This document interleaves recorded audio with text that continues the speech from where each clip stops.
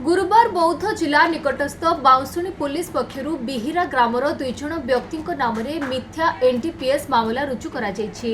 अभियोग करी बौद्ध आरक्षी अधीक्षक द्वारस्थ होइछन्ति परिवार लोके।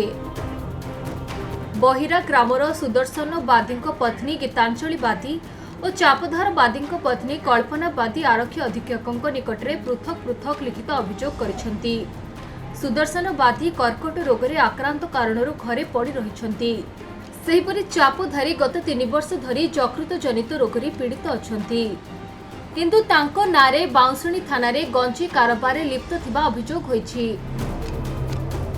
तेणु उक्त मिथ्या मामलार तदंत करी सुदर्शन और चापधारी नामक मामलारू काटिबा पई और मिथ्या मामला रुजु करिथिबा अधिकारी नाम कार्यानुष्ठान ग्रहण पई गीतांजलि बादी और कल्पना बादी आरक्षी अधीक्षक निवेदन करिसेंति। मो स्वामी गोटे कैंसर पेशेंट ताको ओंटा ऑपरेशन हेछि से एक्सीडेंट रे ताको 6 नंबर हाड़ भांगछि से सीट रे चाली पारनांती चप्पल भी मारी पारनांती काहे कि एमती हैरान कर जंती बाउंसुणी पुलिस हमको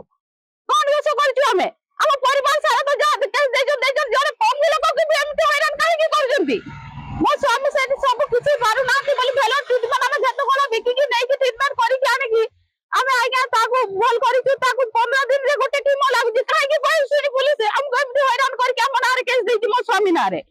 मो परिवार रे तो देला मो स्वामी गोटे फॉर्म ता नारे कोन का केस देछि ता विषय रे से जानि छि कोन जे बाउंसुणी पुलिस हम नारे केस देबो हमें तो निर्दोष काहे कि हम ना जोड़ी चंती हमको गंजे केस रे गंजे विषय रे किछि जानो नै कि किछि धंधा कोन नै किंतु से माने काहे कि हमको सेति जोड़ी चंती हमको न्याय देंतु मो स्वामी एबे कोनटा लाइसेंस से कोइ चंती हम सेति जा भी रोजगार हो सेते चलू ताको जे कोना सकाले गोटे कीमा लागे सेतु हमें रोजगार करके चलू से माने काहे कि हमको गंजे केस रे जोड़ी चंती बाउंसुणी पुलिस हमको एमती हैरान काहे कि कर चंती सेति पा हम एसपी पाको गई जो आज। बौद्धरु जयनंद मिश्रଙ୍କ रिपोर्ट खबर ओडिशा।